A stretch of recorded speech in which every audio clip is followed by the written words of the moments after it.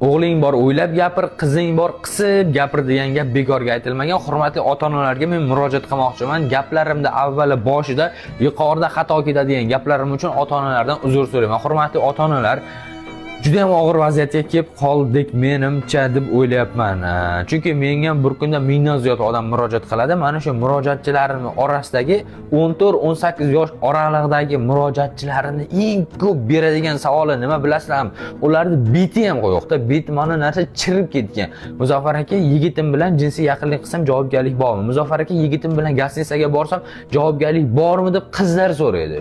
Muzaffar aka, voyaga yetmagan sevgan qizim jinsiy yaqinlik qilsam bo'ladimi? Muzaffar aka 15 yoshda, 16 yoshda, Muzaffar aka 17 yoshda, Muzaffar aka qizligini olib qo'ysam nima bo'ladi?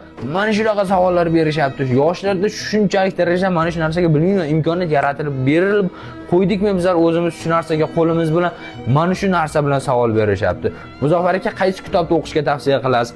Qaysi ustozga boraylik? Qaysi o'quv markazi eng zo'ri degan savollarni bermayapti. Jinsiy yaqinlik qilsak javobgarlik bormi degan savolni beryapti. Iltimos, ozgina ota-onalar nazoratga olaylik bolajonlarimizni. Ertaga aholimiz juda yomon bo'lib qoladi. Muzaffar aka, shu zino qilsam dinda qanday javobgarlikka tortilaman? Muzaffar aka, men zino qilsam, shu fahsh ishga qo'l ursam, o'zbekchiligimiz bo'yicha, madaniyatimiz, ma'rifatimiz bo'yicha men qanday javobgarlikka tortilaman degan narsalar yo'q. Qonundan qo'rqyapti ular faqat. Ota-onasidan umuman qo'rqqani yo'q. Faqat qonundan qo'rqyapti. Iltimos qilaman, vatandoshlar, bolalarni nazoratga olinglar. Nazoratga olmasa ertaga juda yomon holatga kelib qolamiz.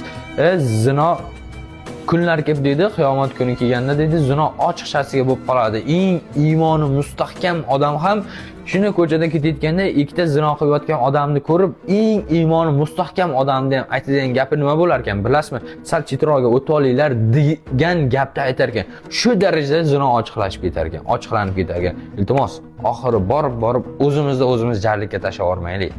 Nazorat qilaylik hozir. O'g'ling bor o'ylab gapir, qizing bor qisib gapir degan gap bekorga aytilmagan. Hurmatli ota-onalarga men murojaat qilmoqchiman. Gaplarimda avvalo boshida yuqorida xato ketadigan gaplarim uchun ota-onalardan uzr so'rayman. Hurmatli ota-onalar, juda ham og'ir vaziyatga kelib qoldik menimcha deb o'ylayapman.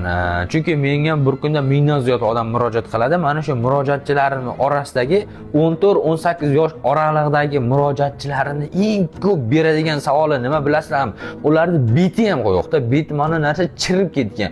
Muzaffar aka, yigitim bilan jinsiy yaqinlik qilsam javobgarlik bormi? Muzaffar aka, yigitim bilan gastinisaga borsam javobgarlik bormi deb qizlar so'raydi. Muzaffar aka, voyaga yetmagan sevgan qizim jinsiy yaqinlik qilsam bo'ladimi? Muzaffar aka 15 yoshda, 16 yoshda, Muzaffar aka 17 yoshda, Muzaffar aka qizligini olib qo'ysam nima bo'ladi? Mana shunaqa savollar berishyapti. Yoshlarda